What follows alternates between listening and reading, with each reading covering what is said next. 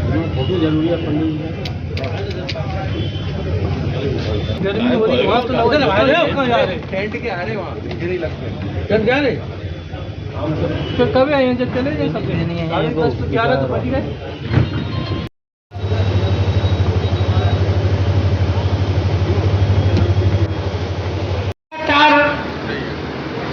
जनता का प्रतिनिधित्व कर रहे पार्लियामेंट में मेरे सहयोगी पूर्व मंत्री प्रोफेसर रामशंकर कठेरिया जी का मैं अभिनंदन करती हूँ।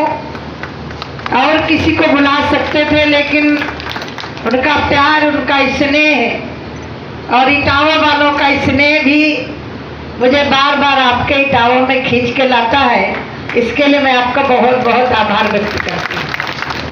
हमारे पूर्व सांसद आदरणीय रघुराज साथ जी, पूर्व जिला अध्यक्ष गोपाल मोहन जी, हमारे क्षेत्र निधि सबको दिया, लेकिन है तो हम अपने सनातन धर्म को भी आगे ले। और जो सनातन धर्म का विरोध कर रहे हैं, कोरोना वायरस कहते हैं, तो आप समझ, उत्तर प्रदेश के 4 बार मुख्यमंत्री ही नहीं, केंद्र में रक्षा मंत्री भी रहे हैं, सरकार में रहे हैं, उसके बावजूद भी इटावा में पासपोर्ट ऑफिस रामशंकर कठेरिया जी को खुलवाना पड़े, तो मुझे लग रहा है कि जनता के प्रति किसकी ज्यादा हमदर्दी है ये दिखाई पड़ता है। मेरा यहाँ तो 19 के पहले खुल गया था, लेकिन आप आगरा में पहले खुलवाए, अब आपने इटावा में खुलवाया है।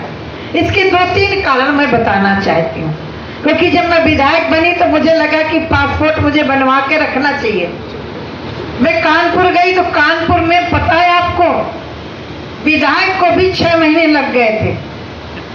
6 महीने के बाद मुझे पासपोर्ट मिल पाया था।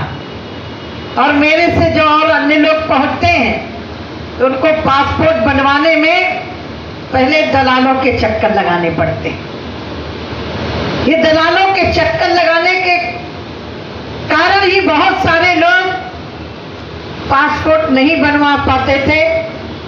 माननीय प्रधानमंत्री जी ने जहां हर चीज सुगम और सरल सहज तरीके से लोगों को सुविधाएं मिल सके, आपको ऑनलाइन करना है, किसी दलाल की जरूरत नहीं है।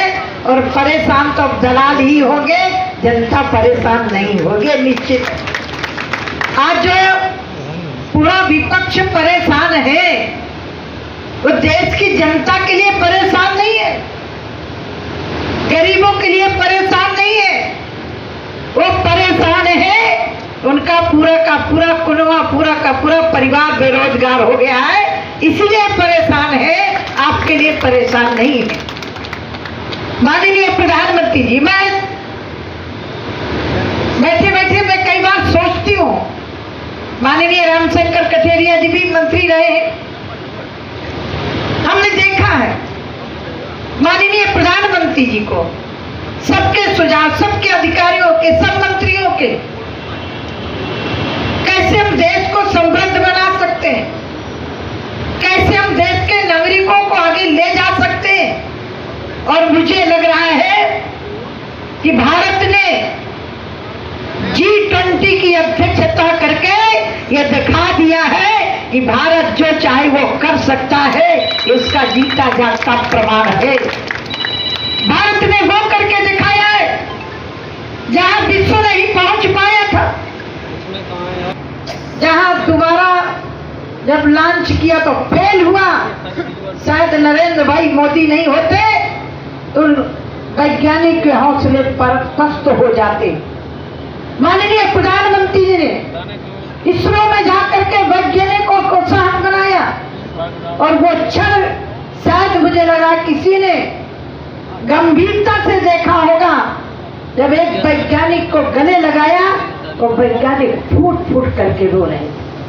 माननीय प्रधानमंत्री जी ने कहा कि यहां से इतनी सीरी नहीं होती, आप लोग काम करते रहिए।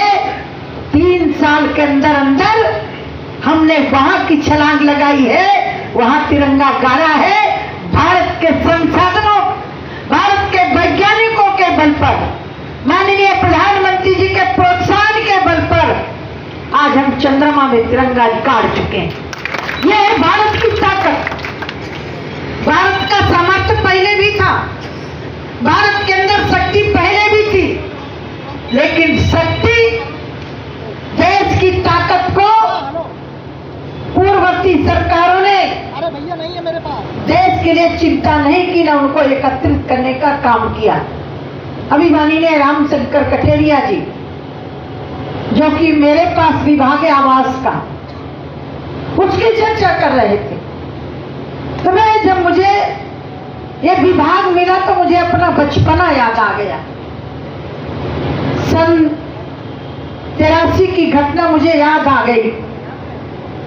मैं सन्यासी हो चुकी थी। एक कार्यक्रम से सुमेरपुर हमीरपुर जिले में पड़ता है, तो हमने सुना यहाँ इंदिरा गांधी जी को आना है। सुना था, हम सांसद भी नहीं जानते थे, विधायक भी नहीं जानते थे, सुना था कि देश की प्रधानमंत्री जी आ रही हैं। रोड में हम लोग खड़े होकर सुनने लगे।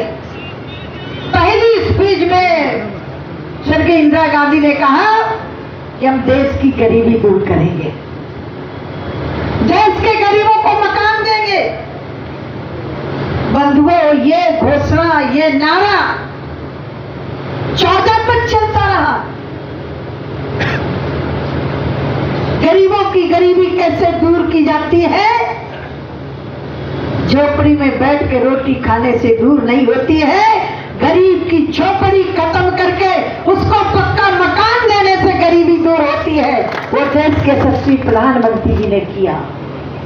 राहुल गांधी बुंदेलखंड गए थे, एक गरीब के घर में रोटी खा के होटल से मंगवा के चले आए थे। सामान्य सांसद जी 35 सालों में इंदिरा आवास के नाम से सिर्फ 2 करोड़ घर बने। 35 सालों में, 9 सालों में ग्रामीण अकेले आवास 3 करोड़ गरीबों को हमने दिया, शहरी आवास छोड़ करके 9 सालों में। कितना अंतर होता है? गरीब की गरीबी दूरी करने का तरीका क्या है? वो सिर्फ घर में छत अकेले नहीं दी, उसको शौचालय भी दिया, उसको लाइट भी दी, उसको गैस भी दिया, उसको आयुष्मान कार्ड भी दिया, और उसको रोजगार के लिए रेडी पटरी में भी काम करता है तो उसको मुद्रा लोन लेकर के काम करने का अवसर भी दिया। यदि और क्षेत्र में काम करने वाला व्यक्ति है, चाहे वो दुकान, मकान बनाने वाला, लोहे वाला, मकान बनाने वाला, सोने वाला, उनको भी 1 लाख से 2 लाख तक का विश्वकर्मा योजना लागू की। ये होता है गरीबी दूर करने का तरीका। शायद देश की बागडोर कोविड के समय देश के सबसे प्रधानमंत्री आदरणीय नरेंद्र भाई मोदी के हाथ में नहीं होती। पुराने लोग होंगे, सुना होगा, 100 साल पहले एक महामारी आई थी, इसको प्लेग बोलते थे। हमें हमारे बाबा ने, हमारे पुरखों ने बताया कि जितने लोग प्लेग से नहीं मरे थे, उससे ज्यादा लोग भूखमरी से मरे थे। लेकिन मेरे देश के प्रधानमंत्री जी ने, जब पूरे विश्व के लोगों ने अपने नागरिकों को हाथ बचाने के लिए हाथ खड़ा कर लिए, उस समय मेरे देश के प्रधानमंत्री अपने देश के नागरिकों को बचाने के लिए हाथ बढ़ाया।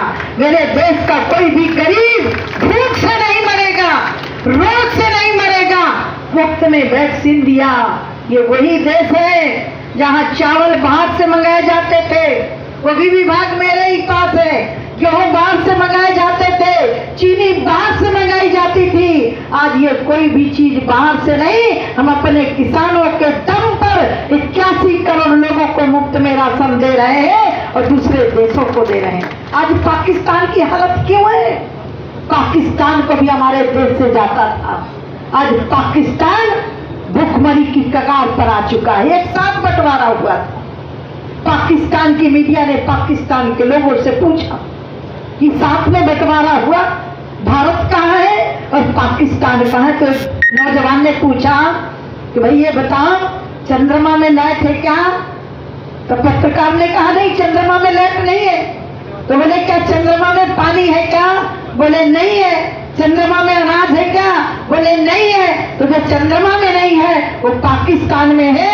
और फर्क इतना है कि पाकिस्तान के झंडे में चांद है और भारत ने चांद में झंडा गाड़ दिया। फर्क इतना है। बदला क्या भाई? बदला है काम करने वाला, बदली है नियत। हमारी सरकार की, हमारे प्रधानमंत्री जी की नीति भी है, नियत भी है, विजन भी है, उसके तहत काम कर रहे हैं। मैं आपसे पूछना चाहती हूँ 2014 के पहले इटावा में आप अपने को सुरक्षित महसूस करते थे क्या? यहाँ भी बम फटा था कि नहीं फटा था? कचहरी में याद है? कोई सुरक्षित था क्या? आज देश के किसी कोने के अंदर यदि आतंकवादी घुसने का प्रयास करता है तो वही पकड़ लिया जाता है। पत्थर पत्थर दहक रहा था। कश्मीर की घाटी का विस्फोटों से दिल घायल था, बंबई की चौपाटी का। लेकिन मोदी जी ने कहा उग्रवाद का होकर कोई काम नहीं होगा, गद्दारों का इस धरती पर कोई नाम नहीं होगा। संदेशा दिया। आज चाहिए वो लोग जो कहते 370 धारा खत्म करोगे तो घाटी पर तिरंगा उठाने वाला कोई नहीं मिलेगा। आज वहां तिरंगा चौक में नहीं, वहां घर घर में तिरंगा फहरा रहा है। ये काम करने की ताकत है। और मैं तो सौभाग्यशाली हूं, हमारे रामशंकर जी भी सौभाग्यशाली हैं। अब हमारे समाज में बांटने का कुचक्र रचा जा रहा है, महिलाओं को बांटने के लिए कुचक्र रचा जा रहा है। वो लोग कह रहे हैं जो सदियों से आजादी के बाद से महिलाओं के लिए आरक्षण की बात चल रही थी, नई संसद बनने के लिए बात चल रही थी। कुछ लोग तो नई संसद को ताबूत बोले थे और जाकर के उसी नई पार्लियामेंट में पहुंचे। अब मैं ज्यादा कुछ बोलूंगी तो मैं इतने कह सकती हूँ, ये जो बना है ना इंडिया गठबंधन, आप देख लीजिए पूरी सूची उठा के, कोई ना कोई जमानत में है या जेल में जाने वाला है। ये जेल में जा चुके हैं। और जितना इंडिया गठबंधन के लोग हैं कोई ना कोई उनका परिवार का व्यक्ति है। और जो हमारा इंडिया गठबंधन उसी से अच्छा, एक बात मैं सोच रही थी यूपीए नाम क्यों नहीं रखा? क्योंकि यूपीए का नाम आते ही 2G 3G 4G घोटाला सब याद आ जाएंगे, ठीक है ना? इसीलिए उसका नाम बदल दिया। तो बोतल तो बदल, शराब तो वही है ना, बोतल बदलिए तो कोई फर्क नहीं पड़ता, ठीक है ना? सावधान रहना। यदि देश का विकास चाहते हो वो दिन याद करिएगा जब बापूजी की समाधि पर देश की शख्सियत नहीं विश्व की शख्सियत एकत्रित हुई थी और मेरा प्रधानमंत्री आगे चल रहा था, वैसे लग रहा था कि कोई शेर जा रहा है और पीछे से राष्ट्रीय देशों के नेता जा रहे हैं। ये ताकत है। पहले विदेश जाते थे तो लोग मुंह घुमा के चले जाते, कहाँ का भारत का है। अब आज विदेश आप जाएंगे, यदि भारत का नाम लेंगे तो आपसे हाथ भर के मिलाने की कोशिश करेंगे। फर्क बदला है, सोच बदली है। तो मेरे बंधुओं, आपके लिए जो आप पासपोर्ट ऑफिस खुला है, ये मोदी जी की सोच के कारण और आदरणीय रामशंकर कठेरिया जी के प्रयास के कारण आपने प्रयास किया। आपका ये पासपोर्ट ऑफिस आपके लिए समर्पित करने के लिए मुझे बुलाया है। मैं आप सबसे निवेदन करना चाहती हूँ, आज रोड हो, चाहे रेलवे हो, चाहे एयरपोर्ट हो, सब क्षेत्रों में काम हो रहा है। तो मैं आप सबसे निवेदन करने के लिए आई हूँ, ये इटावा की सीट कभी कोई जीता होगा, सपा की तो कभी ज्यादा रही नहीं है, या तो भाजपा ज्यादातर जीतती रही है।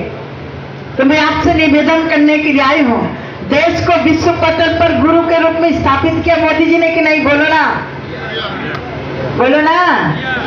आज पहले विश्व बोलता था, भारत सुनता था, आज भारत बोलता है और विश्व। फर्क बदला है कि नहीं बदला? नजरें बदली तो नजारे बदल गए और किश्ती का रुख बदला तो किनारे बदल गए। दृष्टिकोण बदला है मोदी जी ने देश के लिए, देश का नजरिया बदला है। तो आपके बीच में इतना ही निवेदन करती हो, इस सुनहरे अवसर को जाने मत देना। देश का भविष्य जब हम आजादी के अमृत अमृत काल में जी रहे हैं।